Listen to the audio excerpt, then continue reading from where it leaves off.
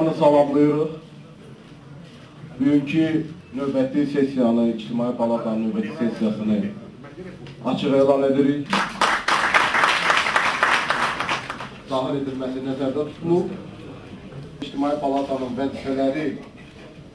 Hörmətli xanımlar, hörmətli bəylər, mən əvvəlcə ötən bir ayda İctimai Palatanın Koordinasiya Şurasının fəaliyyəti haqqında məlumat verəcəm. Sonra da ictimai siyasi vəziyyətlə bağlı fikirlərimi sizinlə bölüşəcəm.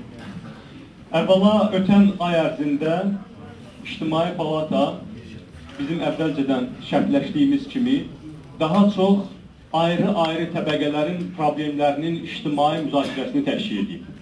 Ötən müddətin ərzində biz Azərbaycan mətbuatına qarşı təzyiqləri, söz və mətbuat azadlığına qarşı olan təhdidləri müzakirəyə çıxarmışıq.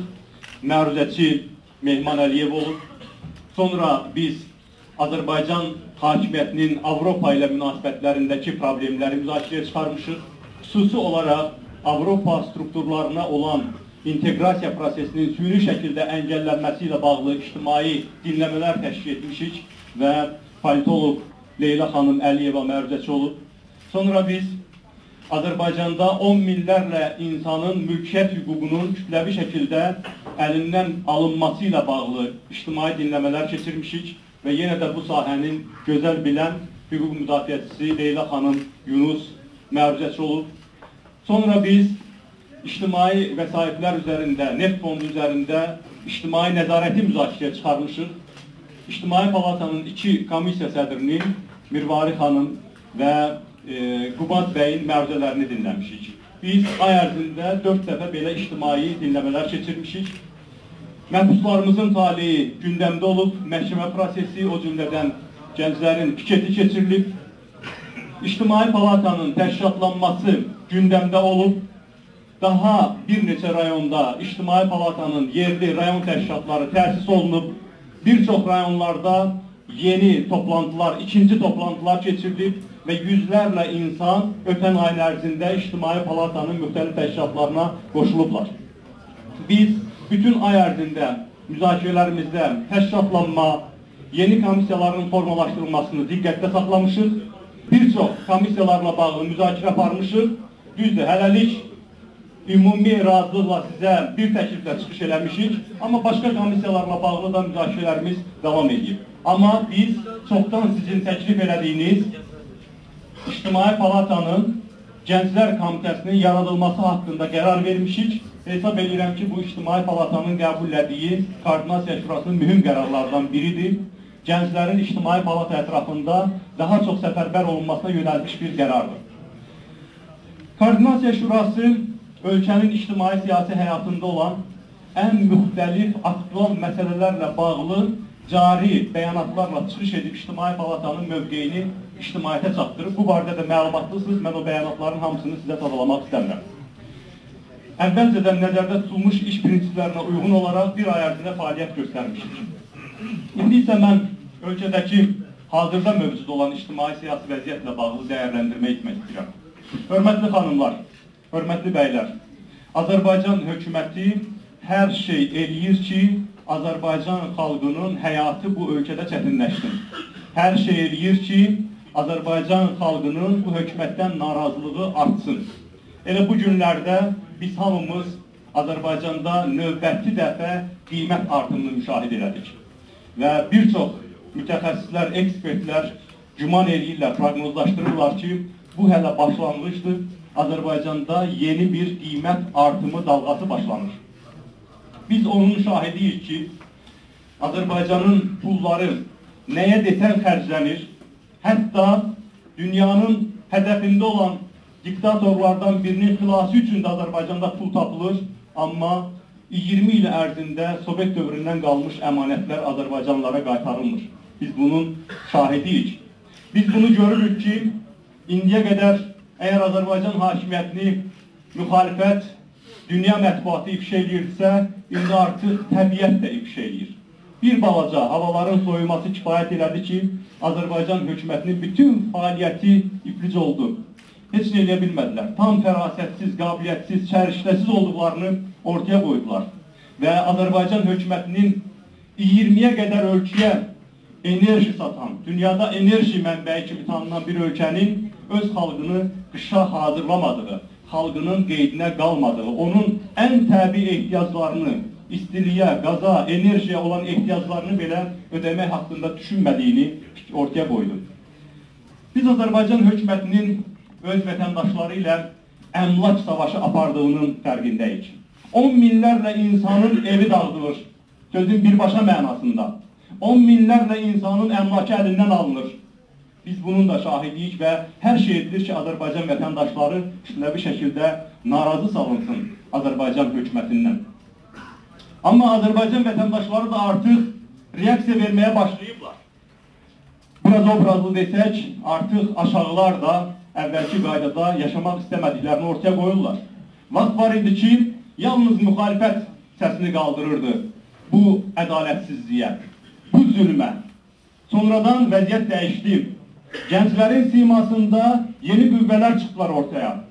Təsadüfi deyil ki, bugün Azərbaycanın həbsxanalarında 9 nəfər fəal gənc lider həbsxana həyatı yaşayır. Gənclərin simasında yeni bir cəbhə açıldı Azərbaycan hakimiyyətinə. Sonra Azərbaycan hakimiyyətinə qarşı dindar kəsimdən ciddi mübarizə başladıldı. Və təsadüfi deyil ki, elə bu il onlarla inanclı insan müxtəlif bəhanələrlə, quraşdırma ittihamlarla həbs olundu. Artıq uzun müddət, açıq deyək, Milli Demokratik Düşərgənin bəzən də fəaliyyətsizlikdə qınadığı həmin o inanclı insanlar o kəsimdə öz səsini ucaltmağa başlayıb. Biz bu il siyasi məhbuslarımızın mübarizəsini müşahidə edən zaman başqa bir yeni hadisə də çıxdı ortalığa.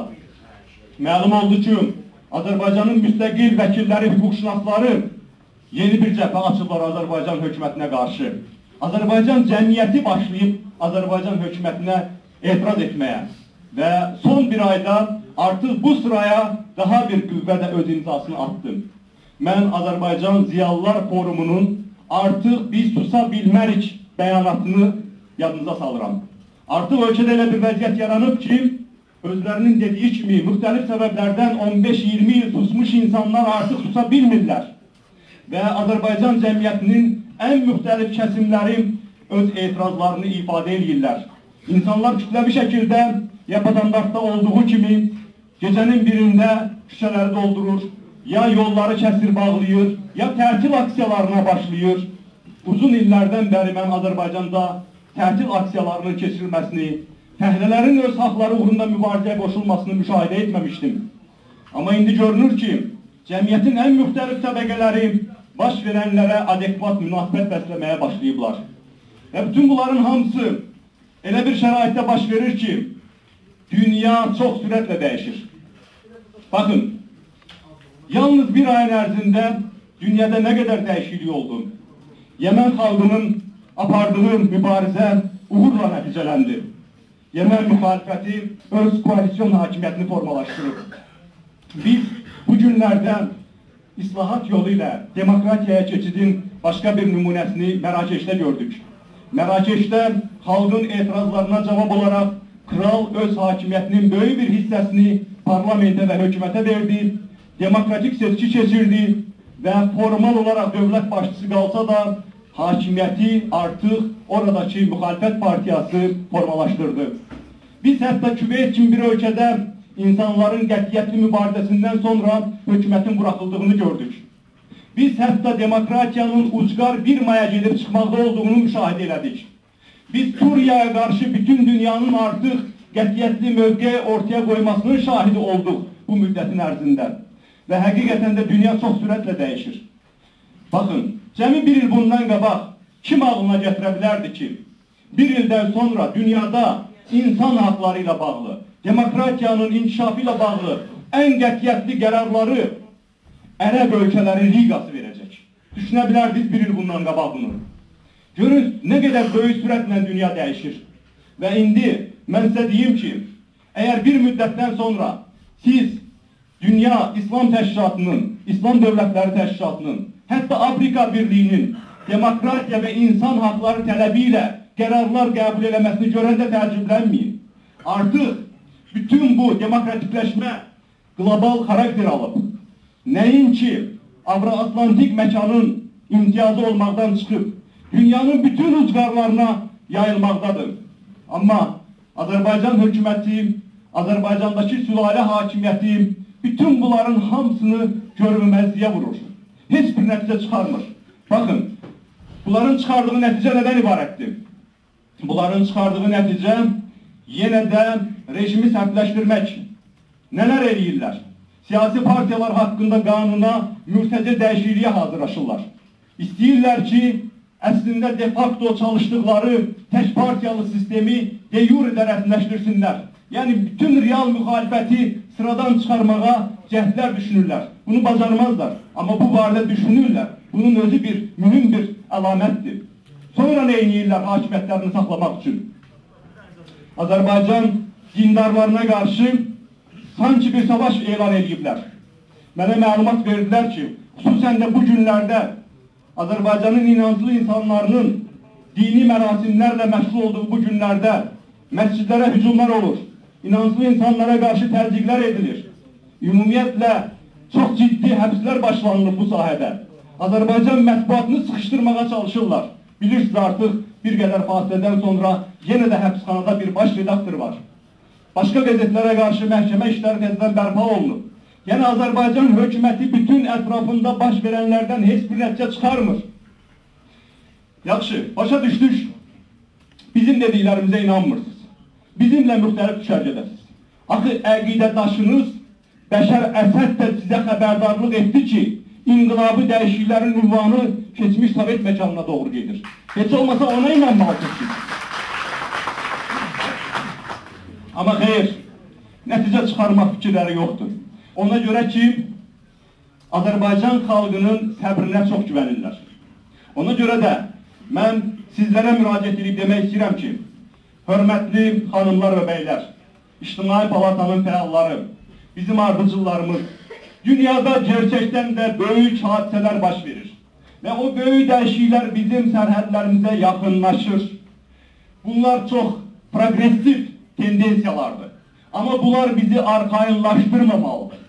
Biz də həmin o Əsədlərin, Qəddafilərin, onun Azərbaycandakı uzantılarının sözlərinə inanıb güman eləməməliyik ki, bu hansısa beynəlxalq tədbirdir. Biz öz normal gündəlik həyatımızı davam eləyəcəyik.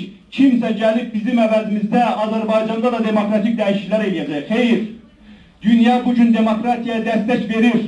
Amma o xalqlara ilk növbədə dəstək verir ki, o xalqlar 10 illərin əsarətinə dözmürlər. Ətalətdən çıxırlar. Özləri qurbanlar verməyə, fədakarlıq göstərməyə hazır olurlar. Və bu baxımdan mən açıq etiraf eləmək istəyirəm ki, bütövlükdə İctimai Palatanın da, onun Koordinasiya Şurasının da, bizim hər birimizin də fəaliyyətimiz əslində bizim qarşımızda olan çağırışlara adekvat deyil. Sanki təkcə hökumət yox, elə müxalifət düşərgəsi, biz hamımız da ətrafımızda nələr baş verdiyini, regionda nələr baş verdiyini, bizim yaxın zamanlarda hansı çağırışlarla üz-üzə qala biləcəyimizi sanki biz də tamamilə dərk eləmirik. Açığı, mən istəyirəm ki, biz hamımız öz fəaliyyətimizə bir daha yenidən baxaq. Bizim ənənəvi olaraq ayda bir dəfə toplaşmağımız, həftədə bir dəfə Koordinasiya Şurasında toplaşmağımız, ənənəvi qaydada komissiyalarla, regional təşkilatlarla fəaliyyətimiz yetərli deyil artıq. Hər gün çalışmalıyıq. Hər gün yüzlərlə insanı bu prosesə qoşmağın yolunu düşünməliyik. Yalnız iclasdan iclasa bu barədə düşünməməliyik. Bax, bu bizim vəzifəmiz olmalı ki, biz də öz fəaliyyətimizdə bu dönüşü eləməliyik. Mən Azərbaycan hökumətinin ətrafında olan bu repressiya aparatına müraciət eləmək istəyirəm. Sizin fəaliyyətinizin nəticəsində Azərbaycanın sülalə hakimiyyəti günü-gündən özünün azğınlığını daha da artırır. Siz hər biriniz vicdanınızı onunla sakitləşdirirsiniz ki, siz vintiksiniz. Siz heç nə eləyə bilmirsiniz. Xeyr, siz vintlər çoxalıb bir yerdə mexanizm, maşın yaradırsınız. Siz əl çəkin bu işinizdən və bilin ki, siz yalnız bizə görə, millətə görə, vicdanınıza görə bu şər işdən əl çəkməli deyilsiniz. Həm də öz taleyinizi düşünün. Övladlarınızın, yaxınlarınızın taleyini düşünün. Baxın dünyaya. Əgər rejim başçılarının gözü kör olubsa görmürlərsə, siz bakın dünyaya. Hansı diktator yalnız özünü bədbəxt edir? Onlar öz ətraflarındakı yüzlərlə insanı bədbəxt eləmirlərmi? Onlar yıkılanda, onların etrafındaki həmin o oligarklar, həmin o dəyənək vuranlar, şillə vuranlar hamısı cəzalanmır mı? Cəzalanırlar. Ona görə də siz çox ümid olmayın bu cəzasızlığın əbədi başa çatmağına. Siz bilin, mütləq Azərbaycanda da bu qlobal dəyişikliklər baş verəcək. Və nəhayət mən sonda bu rejimin başçısı İlham Əliyevə müraciət edirəm. Qətiyyən Azərbaycan xalqının indiki suskun vəziyyətinə çox ümid olma. Azərbaycan xalqının bir hissəsinin küskün olmaqdan, bir hissəsinin məzur qoyduğun sosial məşəqqətlərdən belinin bükülməyinə çox ümid olma. Azərbaycan xalqının səbrinə, dözümünə çox arxayın olub, bu xalqa arxa çevirmə. Bu xalqla hesablaşmaq lazımdır. Bu xalq o xalqdır ki, bütün dünyada 17 günlük gecə-gündüz oturaq mitinglərin ilkisini eləyib. Bu xalq həmin xalqdır ki, bütün regionumuzda ilk məxməri, inqilabı həyata keçirdik. Bu xalq həmin xalqdır ki, tanklarla, zirehli texnika ilə silahlanmış dünyanın süper dövlətinin ordusunun qabağından qaçmayıb, onun qarşısına yalın əlindən çıxıb, ona görə də yetər ki, siz düşünəsiniz ki, xalq bu vəziyyəti ilə barışıb, İctimai Palatanın verdiyi təklifləri göz ardı edəsiniz. Bu günləri, həbsləri davam elətdirəsiniz. Siyasi məhbuslarla bağlı bütün dünyanın tələbinə baxmayaraq o insanları azad etməyəsiniz. Siz məsuliyyətinizi bilin və bu xalqı tanıyın. Mən sizi əmin eləyirəm ki, Azərbaycan xalqı indiyə qədər çox zalimları, boynuna çıxmış zalimları ayağının altına atıb, bundan sonra da heç kimə imkan verməyəcək ki, onun boynundakılara hakimiyyətini alsın. Mübarizəmiz davam edəcək, qələbə Azərbaycan xalqına. Sağ olun.